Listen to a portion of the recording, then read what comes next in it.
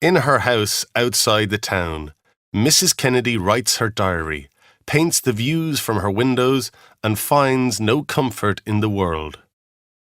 Every week, Charlie Blue delivers a box of groceries to her door, but she never appears. It is now 1 year since the accident.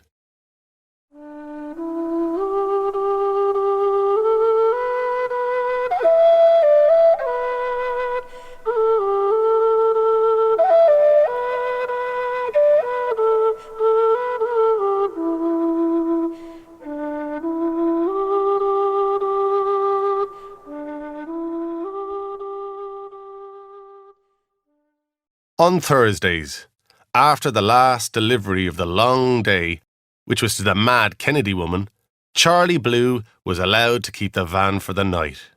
He could drive home to his mother, proud behind the wheel of the yellow van, waving to any of the boys from his school days he might happen to see in their long gardens, playing with their children or cutting their midsummer grass.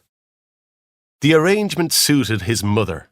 She would have the dinner ready for him, and then, after watching their favourite TV programme, Coronation Street, together, he would drive her into town to Horan's Hotel for her weekly game of cards. Tommy Horan also owned the grocery store, and she thought he was a great man, a generous man, to let her son have the van so that she could get to her game of cards. Charlie said nothing, but knew Tommy Horan to be a bit of a bollocks, selling his tired vegetables and soft tomatoes and eggs that were no longer fresh. He said nothing because his mother could become as nasty as her 12-year-old dog, which she allowed to sit on her knees while she fed it with the better bits of meat from her dinner plate. There was a light shower of rain as Charlie was driving to Mrs. Kennedy's. The sun appeared strongly again from behind the clouds. The road shone blackly, and the smells of fresh-cut grass and warm earth rose from the fields and came in through the open window of the van. With one hand, Charlie took out a cigarette from a packet and lit it with his Horan's Hotel cigarette lighter. He felt lucky. Lucky to have his driver's license, lucky to have his mother still alive, lucky to be working for Tommy Horan, even if he was an old bollocks. August 20th. A month already. A day just as lovely as that day. The clouds low over the hills. Light seed balls blowing across the land like a first snow. And I hate this beauty because Bobby cannot see it. I paint it, but I hate it. With their sharp wings, the birds could open the sky, and I am delighted to see it bleed. From my window, I can see the gate and the red wallflowers staining the stones with their blood. At night, the screams of hunted animals comfort me. I'm not the only one in pain. In the morning, I cannot bear to dress, and prefer to wear only shadows. I go to each of my 15 windows and decide which view to paint today. I might eat, if my body lets me, and then I move to my chosen window and start to paint. Charlie drove carefully around the last bend before the Kennedy house. It was a year to the day, he realised, since poor old Foley lost control of his tractor on this very bend and killed Mrs. Kennedy's young son. Bobby was his name, only 4 or 5 years of age. He and his mother were planting flowers at the foot of the big stone pillars either side of the gate when around the corner came Foley, shouting about the brakes. The front of the tractor was already too close to the pillar on the left, throwing up grass and earth into the sky.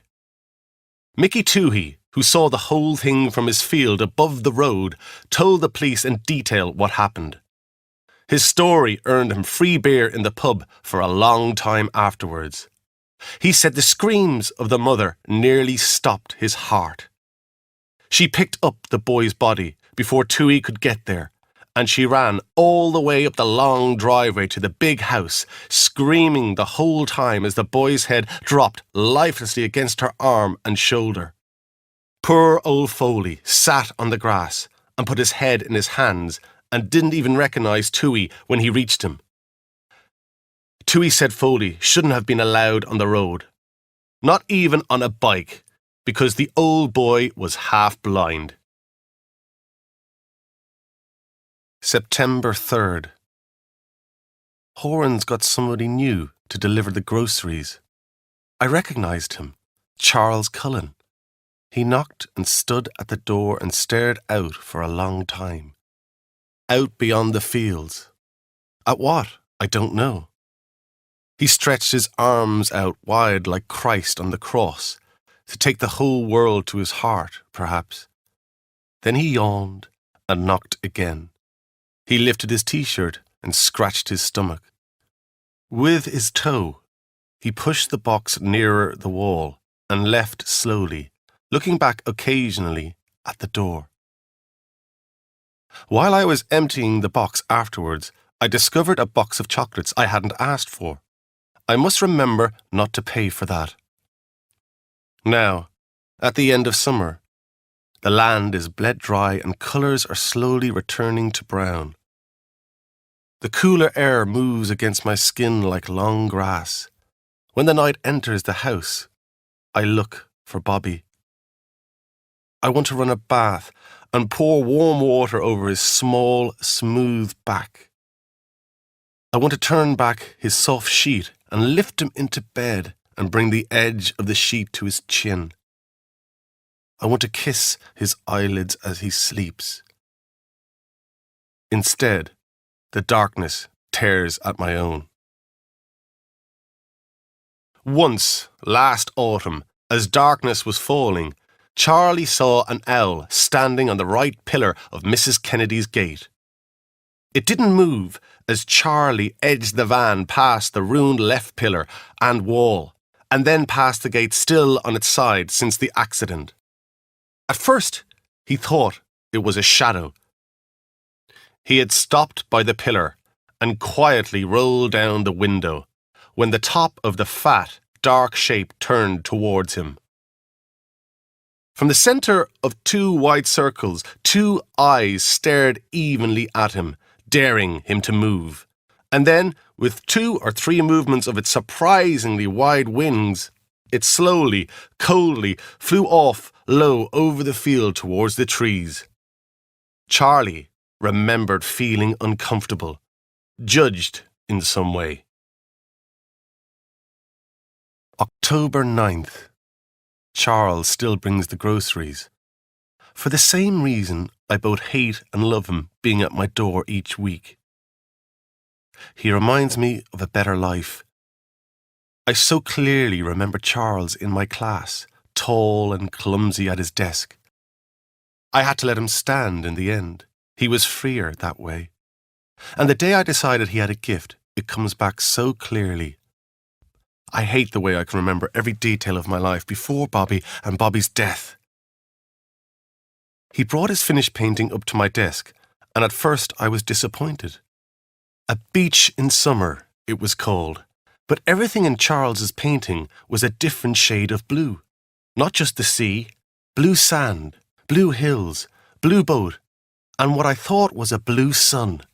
I asked Charles why he hadn't used other colours, and he said in that frightened way he had, "Well, miss, it's a beach at night time, you see." Charlie Blue, they called him after that. Maybe he still paints. I hope so. When the police arrived, Mrs. Kennedy wouldn't let them into the house, too, he said, nor the priest either. In the end, the police had to break a window and get in that way.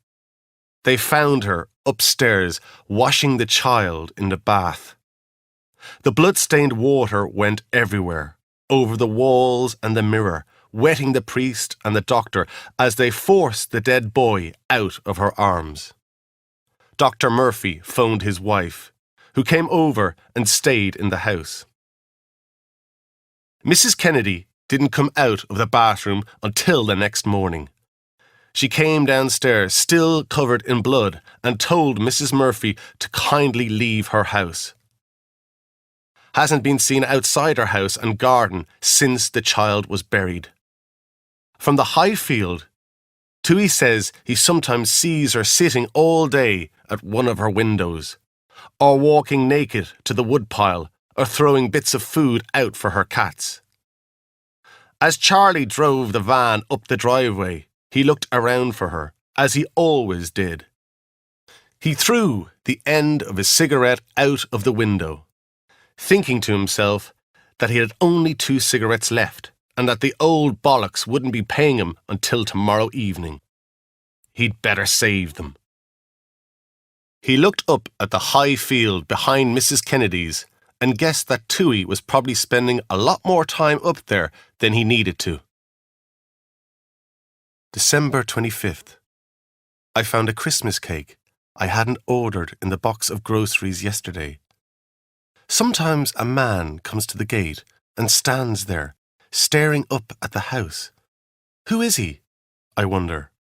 He was there last week, and again today. I feel Bobby's presence strongly today. I fetched the Christmas tree from the cellar and put it in the front room, with coloured lights and pretty glass bowls on it. I write in its red and blue and green light. I have wrapped his favourite toys and placed them under the tree. I close my eyes and he is there, lying on the carpet by the tree, opening his presents, turning his blonde head around to smile up at me, not minding a bit that they're the same presents as last year. I drink my wine and eat a piece of Christmas cake. Too rich for you, Bobby. Too rich. Charlie couldn't imagine his former art teacher naked. Every other woman in town had spent time naked in his dreams, even Mrs. Simpson in the post office. Mrs. Kennedy was older than her, but not by a million years. She could only be 40 or so, and she had had a good shape back then, during his time at school, even if it was hidden by long dresses and colourful baggy jackets. He had liked her. She hadn't laughed at him for being stupid. She had put up a painting he had done of a beach at night time, right up beside the board where everybody could see it. That was good. It was worth being called Charlie Blue for that. February 18th. This week Charlie hid a couple of oranges in the box. I love him for these small presents, the only kisses I receive. Today the stranger walked up the driveway to the door. I saw him clearly through the glass, tall, blonde-haired, blue-eyed, serious. He just stood there for a long time, unmoving. One of the cats scratched at the kitchen window, and I looked away for a moment. When I looked back, he was gone. Snow fell again today, but a hard sun drove it into the hungry grass. Charlie felt sorry for the thin, grey mother cat. She came up to him as he pulled back the side door of the van. He reached down to scratch her head, and she replied by rubbing her whole body against the leg of his jeans. "It's not much of a life for you," Charlie said. "Not like you used to have, anyway." He was halfway to the front door when he saw last week's box exactly where he had left it. A busy line of black ants led from the box to a hole in the front wall of the house. Confused, he walked up and down for a while, looking at the front door and windows. He put the box he was carrying back into the van, lifted his t-shirt and scratched his stomach. Near the corner of the house, he saw a torn egg box and a pile of clean chicken bones. April 28th. I feel so heavy. As the world outside grows lighter and fills with hope, I become heavier. My paintings are still in winter, almost colourless. I paint from one window now, from Bobby's room, which gives the best view of the gate. My handsome stranger is making good progress. He began by laying out the stones in rows and writing numbers on them. Sometimes he stood up and looked back up at me, serious as always. His blonde hair not quite visible from where I sit. The wall is finished. All that remains are the pillar and the gate. Charlie smoked a cigarette, then knocked on the door for the first time since he began deliveries to Mrs. Kennedy nearly a year before. "Just leave the box by the door, and she'll bring the groceries in herself," Horan had said. But Charlie couldn't just drop the new box down beside the old one and let the ants run all over it. When he knocked, the door opened. It hadn't been properly shut. "Mrs. Kennedy!" he called into the shadowy hall. May 21st. Charlie still leaves his small offerings. Yesterday it was a packet of sweets. I cannot eat them, but I feel grateful, and that feeds me. I heard the owl call again last night, closer this time. In my head, I could see his long brown body diving from the sky, the terrified movements of the small animal he caught, the slow beat of his wings as he rose into the nighttime trees. The pillar is almost finished. The gate lies on its side on the grass, ready to be put back in place. Charlie felt cold. These thick-walled country houses were impossible to heat from a single wood fire anyway. His eyes got used to the darkness. "Mrs. Kennedy!" he called again. He went into the front room. There was a painting she had been working on and others standing against a wall which was papered in a flower pattern. An untidy pile of silver knives and forks on the carpet. He closed the door and moved towards the back of the house where the kitchen was, he supposed. This door was open. He switched on the light. There was a fridge in the corner, still working. 3 bananas blackened in a glass bowl. He could see that rats had been here. They had eaten into the bread and butter, and there were even tooth marks in a piece of pink soap in a dish. Charlie went back out into the hall and stood at the bottom of the stairs. He felt colder than ever. "Mrs. Kennedy!" he called, and started up the stairs. June 20th. The days are like children, unwilling to come in from their play, and tonight the sky is a gentle purple, as smooth and as tight as the skin of an aubergine. I have washed all my brushes for the last time. Each one left its own history of colour on my hands. I emptied the wooden knife and fork box and put them into it, along with all my paints. My present to you, Charlie Blue. Tomorrow, I will walk through the gate. The smell of paint cleaner hangs in the air. While Charlie waited for O'Reilly, the policeman, and Dr. Murphy to finish inside, he smoked his last cigarette, leaning against the side of the van, looking out over the trees to the distant, darkening hills. A yellow light came from the open doorway and upstairs window of the house. He had just finished his cigarette when O'Reilly came out and handed him a small wooden box, told him to go on home, that the ambulance could take over an hour to get there from Ballinasloe, and that there was no point in waiting. O'Reilly would see him tomorrow.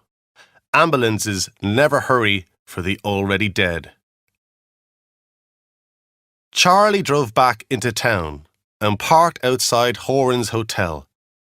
The bollocks could keep his van. Through the hotel window, He could see his mother at her card game, the dog at her feet. She must have asked a neighbour to bring her into town. The dog sensed his presence, looked out, but did not move. He reached into the van and took out Mrs. Kennedy's box of brushes and paints from the passenger seat. Shutting the door with his shoulder, he put her present under his arm and walked on, out past the last lights of the town and into the blue shadows of the moonlit countryside, feeling nervous but welcomed, like a stranger at home, in what was once a foreign land.